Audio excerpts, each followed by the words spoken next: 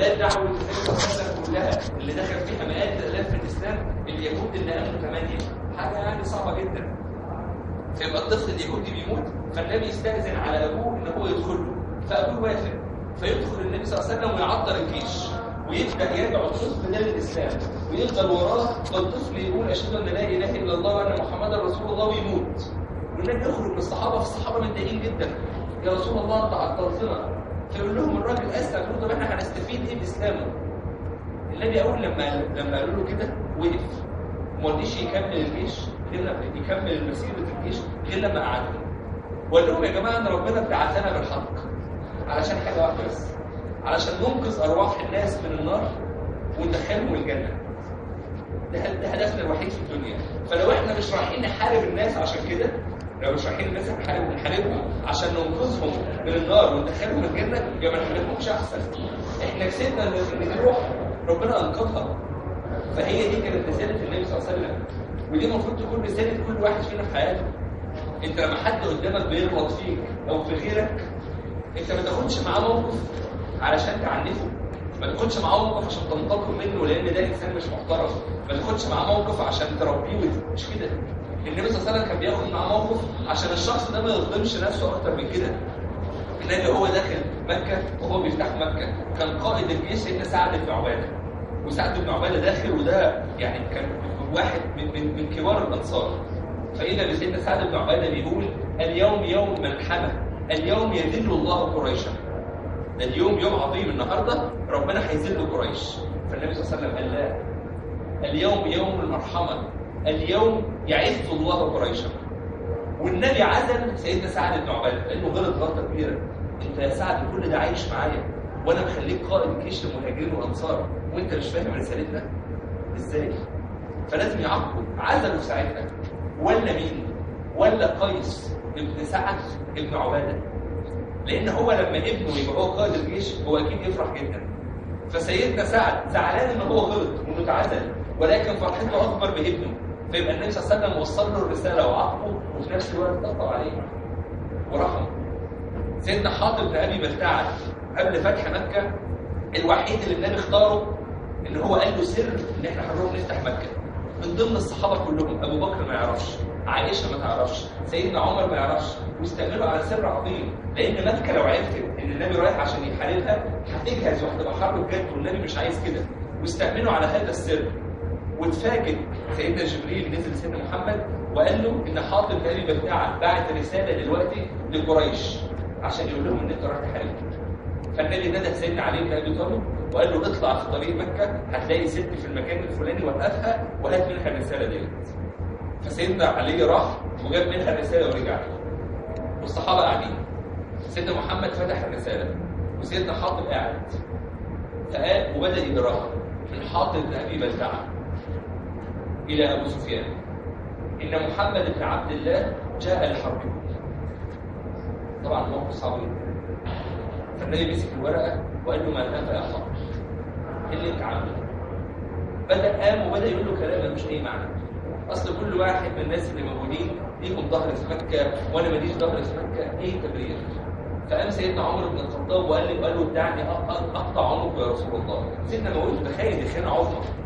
فالنبي صلى الله عليه وسلم قال له لا يا عمر، انه شهد بدر، ده كان بيحارب معانا بدر وقف جنبنا، ولعل الله نظر لاهل بدر ورحمهم وقال لهم افعلوا ما شئتم. اتركوا يا عمر. ايه ده؟ ده خانه. بس هو خاني دلوقتي، بس هو ليه موقف معايا كويس، والوفاء يحتم عليا ان انا ليا موقف معاه، اللي ليه موقف معايا كويس، ولو موقف واحد ما نسهلوش حتى قيام الساعه، وان غلط اعاقبه على غلطه، لكن ما بيعش كل حاجه بقى. احنا ساعات بيحصل كتير ان حد فينا يغلط مع صاحبه، يغلط مع قريبه، يغلط ايا كان، ولا مع اخوه، يعلم عليه طول عمره الموقف ده ويذكره في حساباته ويكلم الناس عليه ان هو ابشع انسان في الدنيا، مع انها غلطه ايا كانت كبيره او صغيره، لكن هي غلطه. ويمكن الشخص ده يبادر الموقف 5 كويسين، لكن الغلطه دي كأن السيئه تمحو الحسنه، مع ان المنطق الرباني العكس، الحسنه هي اللي تمحو كل السيئات. فسيدنا محمد بوفائه في الموقف ده سابه. وبعد شهرين من الموقف ده سيدنا حاطب بن ابي بلتعه كان قائد سريه رايح يحارب النبي اللي بعده، يحارب عشان فتوحات المسلمين. ما بيقفلش فايلز مع حد، ما بيعلمش على حد، الحياه مستمره وبيدي كل الناس فرص. وعشان كده النبي صلى الله عليه وسلم لحد النهارده مات من 1400 سنه، ولحد النهارده بتجيله الناس من كل بلاد العالم. عشان خاطر ايه؟ عشان خاطر اخلاقه، عشان خاطر معاملته مع البشر، مش حاجه ثانيه خالص. وعشان كده ربنا حطه في هذا المقام. فاحنا عايزين نتفق النهارده على اتفاق ان احنا عندنا 4 ايام. الاربع ايام دول على قد ما نقدر، على قد ما نقدر نحاول نصلي على النبي صلى الله عليه وسلم، لحد على قد ما نقدر نراعي آداب المدينة. المدينة ليها آداب. على فكرة مكة بمكانها العظيم وفيها الكعبة ملهاش آداب، ولكن المدينة ليها آداب.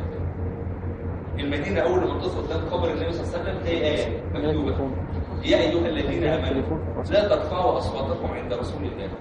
ما حدش يرفع صوته عند رسول الله، ما حدش يعلي صوته، مش ما حدش يشتم ولا حد يعصي ولا حد يتكلم على حد ولا حد يعمل مصيبة ولا حد.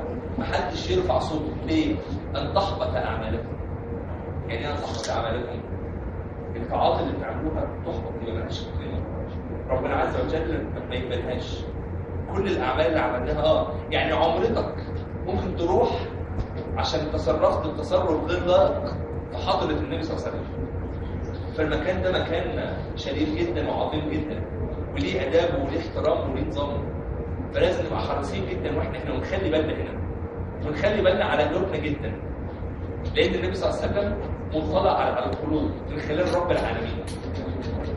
فاول حاجه نراعي آداب المدينه جدا، ونراعي ان احنا موجودين جنب النبي اشرف خلق الله. الحاجه الثانيه نعرف ان النبي هو الباب الى الله. الحاجه الثالثه المسج هنا هي الاخلاق، اخلاق الرحمه والود والحنيه واللطف. دور على اخلاق النبي، حاول تتعرف عليها عشان تعيش بيها، عشان هو ده العهد اللي بينك وبينه. وعشان كده ربنا جابك هنا عشان يجي السنه الجايه ان شاء الله نجدد هذا العهد ونبدا باخلاق جديده. وانا كنت يعني حد علمني حاجه من 5 أو 6 سنين، الشيخ اللي بيعلمنا قال لي كل سنه خد خلق وعيش بالخلق ده، وارجع السنه اللي بعديها خد خلق تاني. ما تستصعبش الامر. لما بتاخد خلق وبتدرب نفسك عليه، زي مثلا حسن الظن بالناس او اللطف او انك تبقى لطيف وودود مع الاخرين. الخلق اللي هتجاهد نفسك فيه، كل ما تيجي تعامل الناس كده والوحش يطلع تقوم ماسك نفسك، هتبقى اتعلمت مجاهده النفس بالخلق ده. هيبقى اسهل عليك جدا بعد كده انك تاخد خلق وتتغير في خلق واثنين وثلاثه. فتعالوا كل واحد فينا يدور على نفسه هو حاسس ينقصه من خلق في تعامله مع الناس. محتاج يكون صبور ولا رحيم ولا متواضع ولا ودود ولا بيخلي باله من الناس وبيحافظ عليهم وبيهتم بالاخرين. محتاج يكون مين فيهم وياخد الخلق ده كده بيحاول يحطه جوه قلبه ويقرا عنه ويسمع عنه ويتعلمه علشان يعيش بيه من السنه دي للسنه الجايه.